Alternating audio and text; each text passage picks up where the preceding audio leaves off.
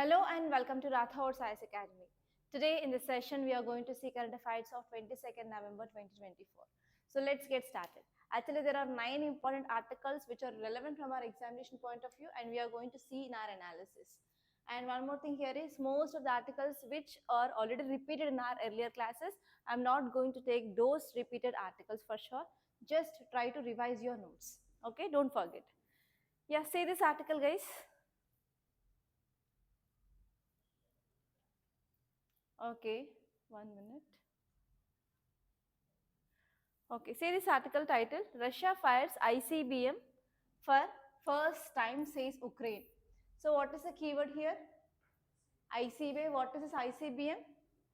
Intercontinental ballistic missile. So why now Russia fires this ballistic missile for the first time, that too intercontinental ballistic missile. So I want to tell you what is this intercontinental ballistic missile. So intercontinental ballistic missile which is having a very long range, it will be more than 5,000 kilometers. If we are firing from one continent, it can have the capability to reach the second continent, another continent. So here normally these missiles is having more than 5,000 kilometers of range. So if you are firing from one continent, it will be reaching to second continent. It is that much capability it is having. So actually Ukraine is saying that it is the first time Russia fires this ICBM. So why Russia fired this ICBM for the first time? So what happened recently in Russia? Huh? Yes, 1,000 days of Russia-Ukraine conflict. What was announcement made by Russia? We are going to come up with new nuclear doctrine. Okay, so what are the proposals under this new nuclear doctrine? What Russia said, if any country, either Western country or any country which is doing any aerial attack on Russia, it is considered as attack and we will be going to use nuclear warheads. So here, so to show it promise, it started using intercontinental ballistic missile. So if it wants to target Ukraine, Ukraine is present in that area itself, right? Very near. It is not like Russia used to use this now ICBM. So if it wants to attack this Ukraine, it is very near. So it can use even short range ballistic missiles. Now it is using, right? So but why it started using of this ICBM, why it is testing this ICBM? It wants to target the countries which are helping Ukraine. Okay, clear? Okay, so what are the things that you have to see here? So you have to see about this ICBM. So first of all, what is the meaning of M here? Missile. So what is a missile? Missile is nothing but rockets which will be carrying warheads. So can you tell me different types of warheads? It can be nuclear, it can be biological, it can be chemical weapons, so whatever it may be. So this missile is having the capability of using them. Okay, so in this missiles we have different types. So exactly we have different classification of these missiles. For example, where we are using them. For example, if you are using on the surface, that is land, and we will be targeting another area, that is called as surface to surface. And if you are using land but we are targeting air, so instruments which are present in air, that is called as surface to air. For example, if you are using that in air to air, okay, like that we have different kinds of missiles. And even there are some missiles which we can carry on our shoulder. They are called as man portable missiles. So like this we are having different kinds of missiles, like where we are using them. And next one is we are having missiles based on the range. Okay, range means nothing but the distance it can reach. Okay, so if we are want to use this missile on a target which is very much near, we will be using short range. So in that way we have short range, medium range and long range. So in that long range, one such an example here is ICBM, that is intercontinental ballistic missile. Normally it is having more than 5,000 kilometers of range. And do you know any example of India's intercontinental ballistic missile? So India's intercontinental ballistic missile. Huh? No? Agni 5. Agni 5 is India's intercontinental ballistic missile. Okay, Agni 5. Okay, I'm saying now intercontinental ballistic missile had been fired by Russia, and I'm talking about even India is having this Agni 5. So can you tell me the countries which are having this kind of technology, intercontinental ballistic missile, whether all countries in our world is having this technology? All countries? No. So can you tell me which countries is having that technology? China, Russia, USA, Japan.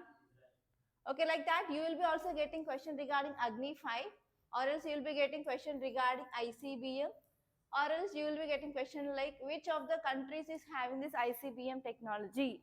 So if you are getting any topic, you have to cover in these multi-dimensional ways. Okay, let us see what is this article exactly saying. So before that, from which subjects you can connect this? Science and technology. Next, international, because we are talking about Russia and Ukraine here. So here this article is saying that Ukraine claimed Russia launched this ICBM, intercontinental ballistic missile.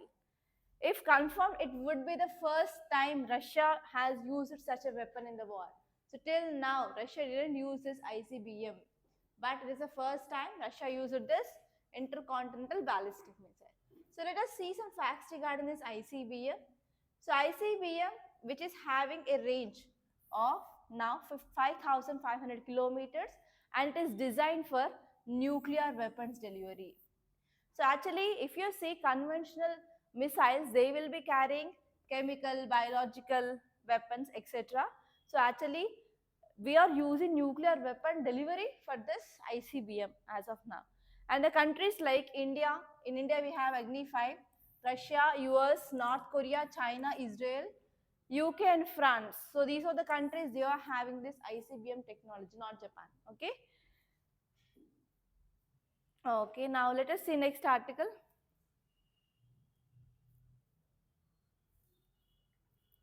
Okay, see here.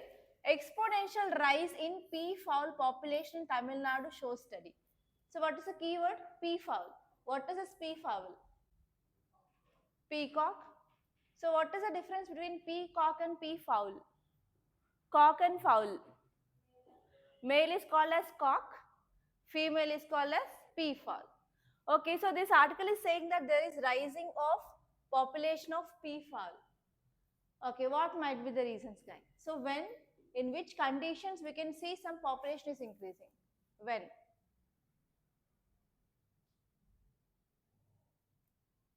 What are the conditions to be satisfied if so and so population should be increased?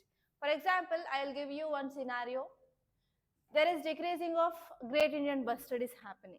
Great Indian Bustard, very important animal, and even that is state animal of Rajasthan. So state bird of Rajasthan. So actually that number is decreasing. So for decreasing, there are some reasons. But how can we increase the population of that animal? By limiting the causes of deaths. So I am asking here, what are the factors of death had been limited in the state of Tamil Nadu which led to increasing of peafowl population? Are you getting my question? Now tell me, what are the reasons why there is increasing of peafowl population? At least guess. So you have to think. Thinking is very important. So can you tell me exactly which kind of conservation methods they might took? Poaching. Okay, next. So what are the reasons for decreasing of population of this peafowl? Why? Okay.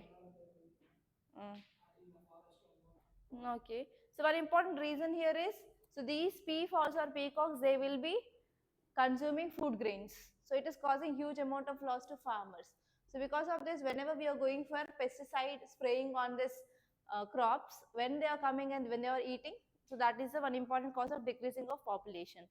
Apart from that, it is our national bird, right? So will people consume this or not? Peafowl? Is it legal? Illegal? But even though, especially tribal people, they'll consume that. Okay, so tell me other important reason behind the decreasing of population. Yeah, decreasing. Okay, safety environment. Exactly, can you expand on that? Okay, destruction of habitation. Okay. Next, now tell me what happened in Tamil Nadu. Why this peafowl population is increasing? And if you see the number, it is more than 6.1 lakhs of peafowl are there in here. You can see the number. Only in Tamil Nadu there is increasing of rice. Because out there in every state of our country, but because of some steps taken by Tamil Nadu, there is increased population of this. Yes, floods. Okay, next.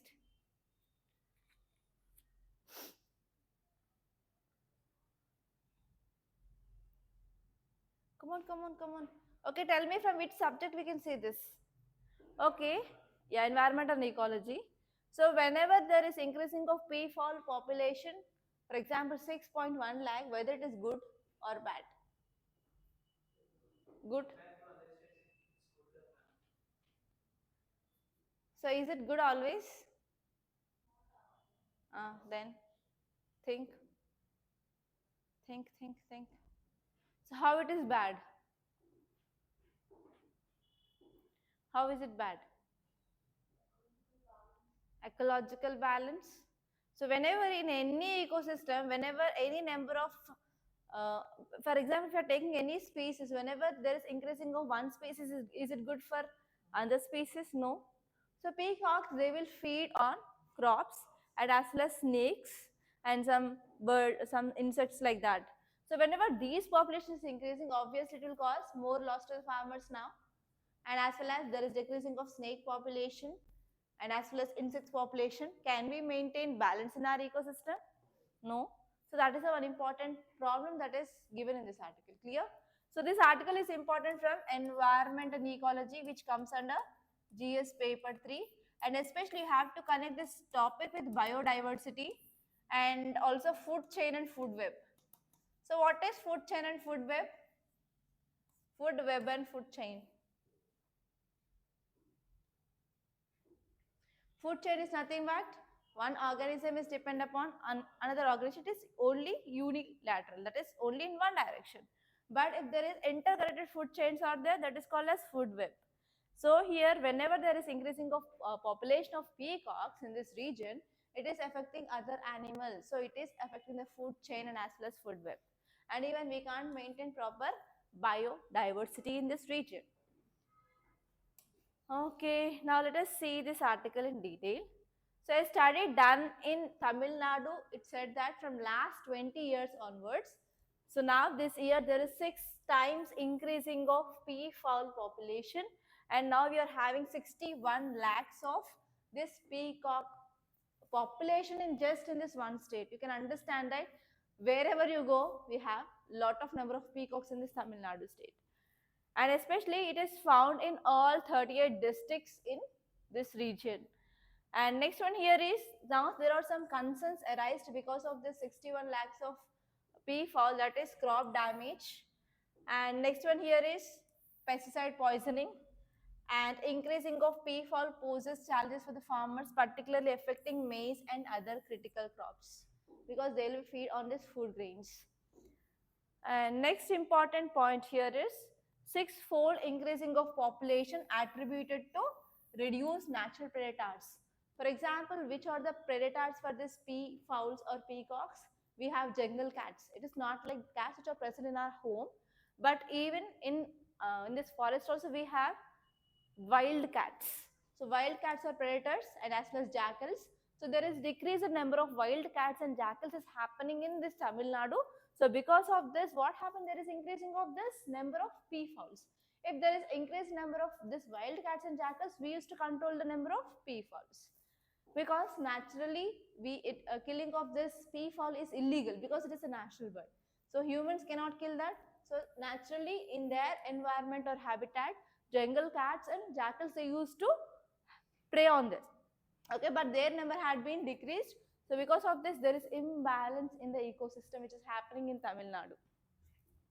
And next one is farmers, they are going to face significant challenges due to peafowl feeding on crops. So whenever peafowl they are feeding on crops, it will lead to decreasing of agriculture productivity. So we will be not getting much amount of grains. That will lead to the economic losses to the farmer. So here we need to have some management strategies to mitigate the conflicts between human and animal. So it is also one of example of human animal conflict. Not only animals whenever they are coming, so for example tiger human conflict, or like elephant human conflict, not only like that. So even now peafowl human conflict is also happening in state of Tamil Nadu. And next one here is human peafowl conflict. There is rising of peafowl population necessitates a comprehensive action plan to address human wildlife conflict. So we need to balance conservation needs with agriculture viability. So if you're not taking any enough steps to mitigate the loss to the farmers, then there will be the increasing of economic loss. Because as you all know that many people they are working in this agriculture, right? So more than 50% of Indian population is working on agriculture. If they're not getting enough productivity in this agriculture, is that viable? No. And next one here is mortality factors. There is high rate of mortality rate which is seen, but here because of pesticides use and because of this destruction of habitat, we are seeing they are the main reason for this mortality rate in this peafowl. So rather than that, we can take some other steps to control the population of this peafowls. And next one is whenever there is increasing of peafowl, that may also disturb the local ecosystems, because these species they will be feeding on the snakes. So whenever there is increasing of this peafowl, it will be also leads to decreasing of snake population. And snakes are very important, especially for the farmers, right? So here what happens again, ecological imbalance is happening. We need to have proper ecological assessments. Okay, that is the thing. And you have to know some facts regarding this peacock. There is a high chance of getting the question. So peacock commonly refers to the birds of both sexes, but typically male is called as peacock and females are called as peafowls. So peafowl belongs to family called as Phascidae family, and they are among the largest of all the birds that fly. And one more important thing here is jungle fowl, from which the domestic chicken is descended. So actually many theories says that whatever the country chicken or the chicken that we are growing in our homes, that is coming from this family itself. There are some theories which says that. And one more important reason here is why there is increasing of population now is not only decreasing of predators like jungle cats or these jackals, but even because of climate change. Like they will thrive more in dry conditions. That means because of global warming also, there is increasing the population of this peacocks. So one more example that we can connect here is because of climate change and global warming. In yesterday's or day before yesterday's class, I said about there is increasing of mosquito population. That is vector-borne disease is increasing because of climate change. And even one more example you can write is increasing of peacock population because of this climate change. One more example you can connect here. Okay, in this peacocks we have two types of families. We have blue peacock and we have green peacock. So we can see blue peacock in India and as well as Sri Lanka. So green peacock is seen in Java and Myanmar. Okay, so those are the things. And especially the species are currently habituated more in central Kerala. In central Kerala region, we have more number of peacock population in India. Okay, that is the thing. And say this article. Rock cut footprints, human figure dating back to megalithic period unearthed at Kerala's Kanhirapoil. So here the keyword is megaliths. What is meaning of mega? Mega means big. Lith means stone. So what are these big stones? Any idea about history? In history, you will be coming across this topic of megaliths, especially in ancient history part. So megaliths is nothing but, so earlier, so if you come to this 21st century, if any person is dying, what are the things that we will be doing in the final ritual? We will be going for burning, or we will be keeping that body in the ground. We will be digging and we will be placing the body. So in the earlier period also, during the ancient period also, so whenever the peoples died, they used to dig the earth and they used to place the person, and even there will be some culture they will be following, like some will be facing the earth head northwards, or some will be placing that so and so dead body in a lying position. some will be placing in the sitting position, and some will be also burying with the animals and as well as things they used, etc. So like that. Okay, so here at that time, whenever they were going for digging of earth and placing the dead body, they used to keep a stone there so that they will be identifying that place of dead body easily, and they will be going for the future rituals, etc. So those are called as megaliths.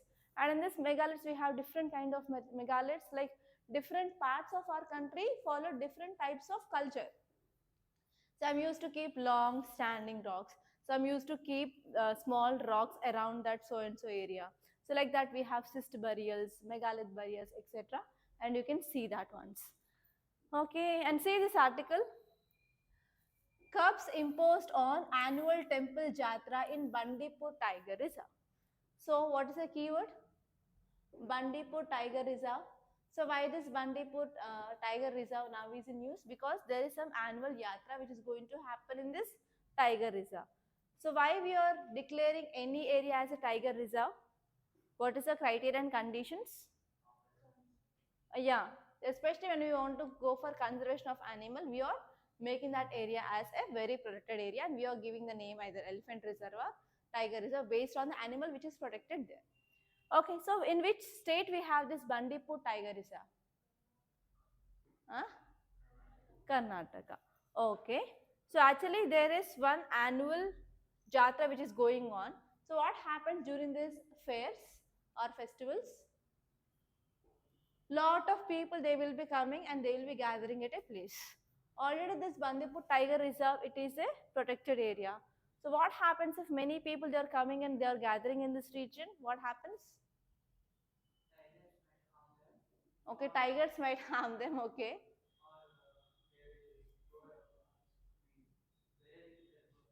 Uh, yeah, pollution is happening. Next, it will be also affect habitat of that tigers. So whenever this kind of festivals are happening, then what happen? It will be having impact on ecosystem there. And apart from that, can we ban this kind of events in that area? No, because we have the right and we have the duties to protect our culture and preserving of our culture. So here we have to maintain that, and as well as we have to give importance for the ecosystem and biodiversity. So what can you do now? If you are a forest officer, so this fair is going to happen in this Bandipur Tiger Reserve. So what kind of restrictions you can keep on the people to control your ecosystem there? It is your primary responsibility to take care of ecosystem and environment which is present there. But here culture ministry came and said that we are going to conduct this fair in this period. Like they will be giving you the dates, that is from 23rd November to 25th November. So what are the steps that you are going to take? How you will go for crowd management, and how you will be going for protection of the habitat. Am I making any sense? Now tell me. More number not allowed. How can you keep restrictions on based on what criteria? Only minimum numbers. So, huh? So how can you say that is minimum number or maximum number? Tariff. Okay, timing should be imposed. Okay, to be considered. Okay, police force. Next,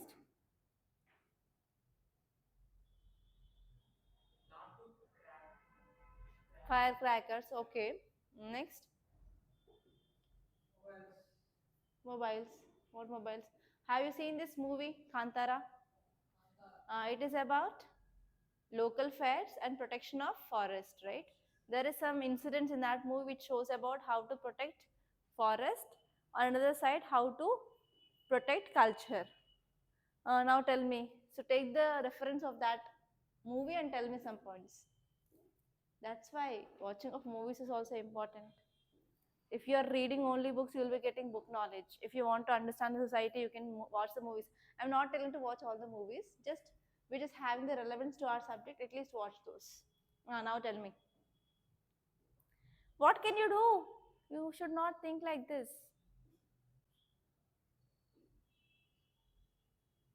Mm, no idea. Didn't watch that movie? No?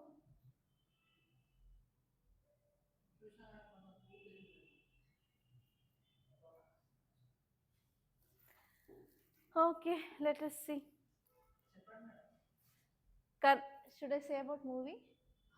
Uh, the Karnataka Forest Department imposed restrictions on annual jatra at this temple. The name of the temple is Sri Mahadeshwara Swami Temple. That too within Bandipur Tiger Reserve from November 23 to 25. So especially they gave some restrictions. There is a ban of private vehicle entry, because it will be causing disturbance to the wildlife. So whenever we are allowing the private vehicles, everyone will come on private vehicles only. So whenever we are increasing the vehicle movement, it will cause accidents, first important thing, and it will also release vehicle emissions and even sound pollution. So for all these things, the habitat of this animal will be disturbed, right? So first one is banning of vehicles. And even they came up with restrictions on eatables and as well as stalls also. So whenever we are having more stalls on eatables and as well as plastic and everything, the people will be throwing there only literally. So they will be throwing there and they will be going back to the home after once fair is done. So who will clean that? A forest department should clean that. If forest department is negligent, then what happen? Animals will come and eat them. So will that plastic will be digested? No, obviously it will be having the impact on the long term on these animals. Okay, now let us see here, whenever there is a banning of private vehicles, why there is a banning of private vehicles? To mitigate environmental degradation, and especially they want to go for sustainable tourism practices, especially in these protected areas where the protection of tiger is happening. And next one is high attendance expectations. So actually there is expectations of influx of devotees. So because of this, we have to manage spiritual events with ecological preservation. And especially whenever the huge amount of crowd is expected, we have to go for crowd management strategies. And this one here is we have to go for transformation of the temple area into a fair-like environment, which illustrates that there will be tension between the culture practices and as well as wildlife conservation. For example, do you know about the Sammaka Saraka Jatra, which is very much famous in Telangana state? So what happens? It will be in normally forest area. So if you see like how many years once it will be conducted? Every 2 years. Once in 2 years they will be conducting this fair. So for that fair, huge amount of people will be going. And even this police forces, they can't maintain proper services or the basic sanitation for those peoples, right? So have you been to this Jatra? Anyone? No? Okay. So in the same way, whenever we are going for this kind of fairs in this forest, actually it is not a protected area, so that we are not taking much steps. But this is a protected area where we are protecting this tiger. So here we have to go for proper management of this event before doing anything. So whenever there is any fair, they have to go for decoration purpose. They have to construct the queue lines and they have to allot some place for the stalls for like eatables. If you go to any fair, sweets will be most common like jalebi, Mysore Park, like that. So for them, they have to give some area. So we have to go for proper event management and we have to give importance for the ecological conservation as well. And next one here is there is also a risk of wildlife disturbance. So wild animals, they may come out of their areas and they may try to attack the people, right? So we have to focus on proper wildlife distribution. So for that, we need to go for stricter enforcement and as well as protective measures. So we have to go for constructing of fences at least on that 3 days, so that we have to maintain that these animals should not come out of that area and attacking the people. We have to take the responsibility of the safety of the people as well. And this one is we have to even engage with the local communities for the conservation efforts. That will be helpful for shared responsibility for the protecting of wildlife. And even temple trustees need to play a very important role, that they will be acting in compliance with the conservation regulations and they will be accommodating religious sentiments, and as well as they will be also taking part in this fair so that they can focus on the sustainable management. Okay, say this article, a primer on how to survive the declining air quality in India. So what is happening in this Delhi region? Pollution. So what is this air quality index? It is very severe. So because of this, what we studied in yesterday's class, work from home had been done. So it comes under graded action response plan of 4. Okay. So actually this article is saying that In month of October and onset of winter, they had been witnessing nearly 40% of increasing of cardio and as well as respiratory problems in people, especially vulnerable people like elderly and children. So especially there is increasing of asthma. So what is this asthma? Okay, what happens in this asthma especially?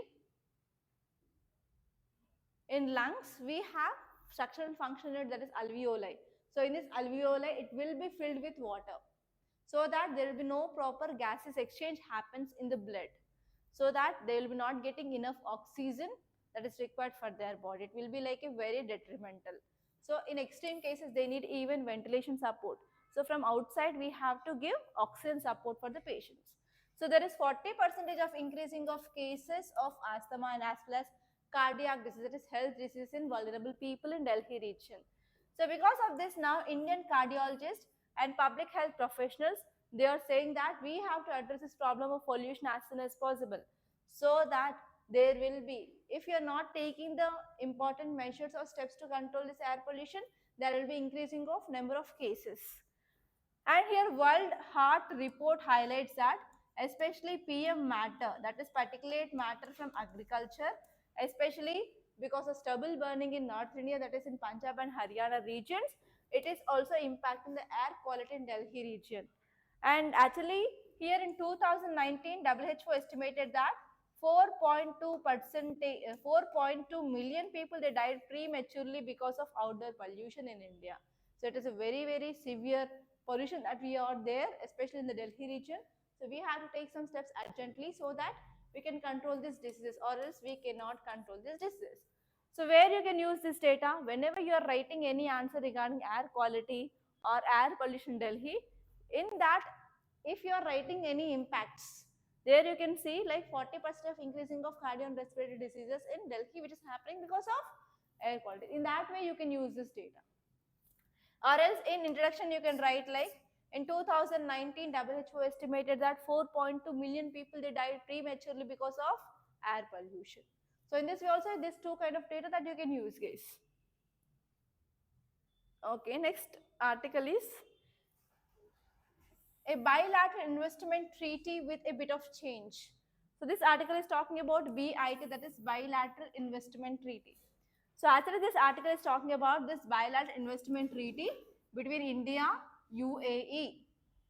So where is this UAE located? United Arab Emirates. Huh? UAE. In which part of the world?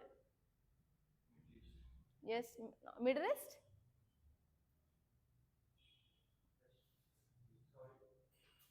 UAE, West Asia, right? Okay, tell me, UAE is sharing boundary with which countries? Mm. Saudi Arabia. Mm.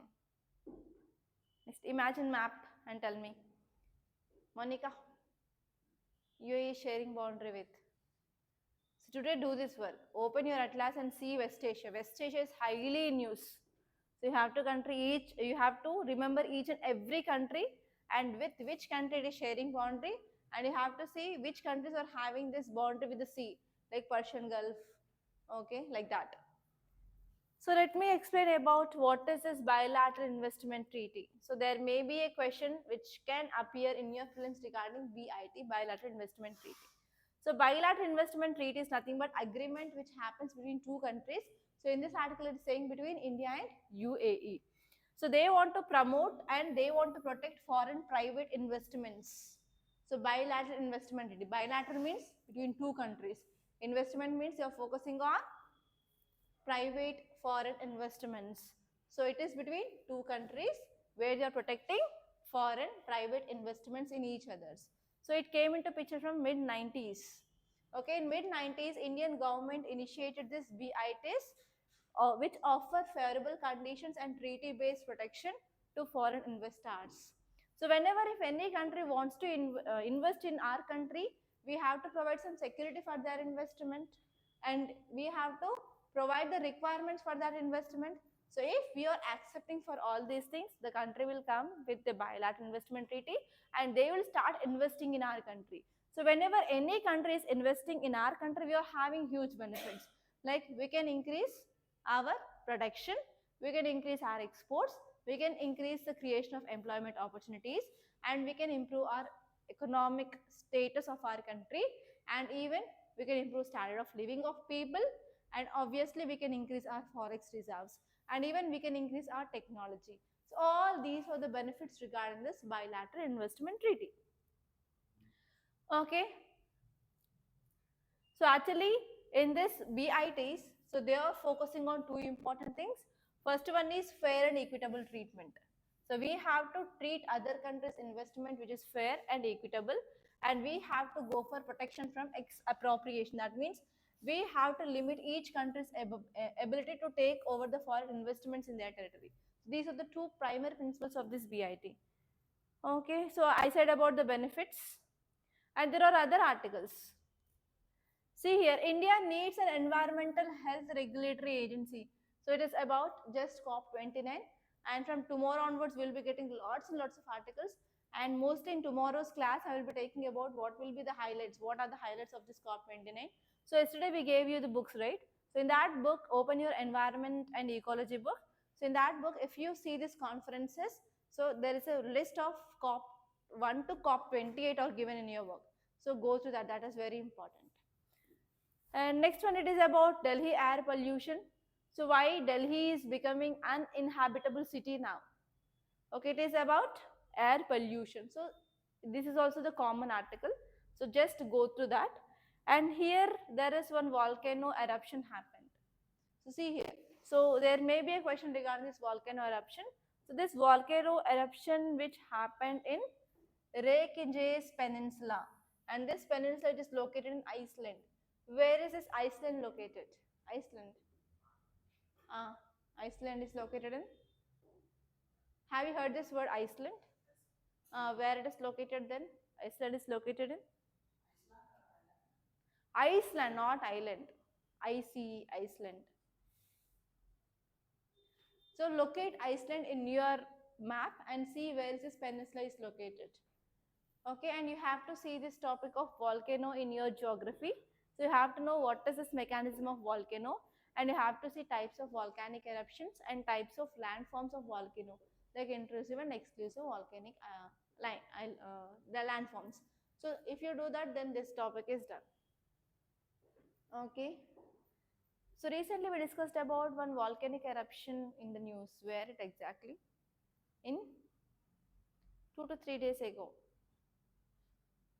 I said there is ash, but here you can see it is red color. What is the difference? In the last volcanic eruption, I said that there is ash cloud formed. So because of this, the flights had been disrupted. Can you remember? Can you recall this? That volcanic eruption led to the formation of ash cloud. So because of this ash cloud, there is decreasing of visibility. So because of this, there is alteration of flights. But this volcanic eruption will be causing anything regarding visibility? No. It is liquid basalt.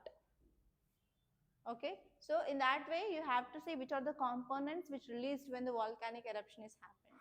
In some volcanoes they release directly magma, that is liquid basaltic, and in this lava also we have acidic lava, we have basic lava, and especially this kind of volcanic eruption which happened in India, so that led to the formation of Deccan traps, that is Deccan Plateau now.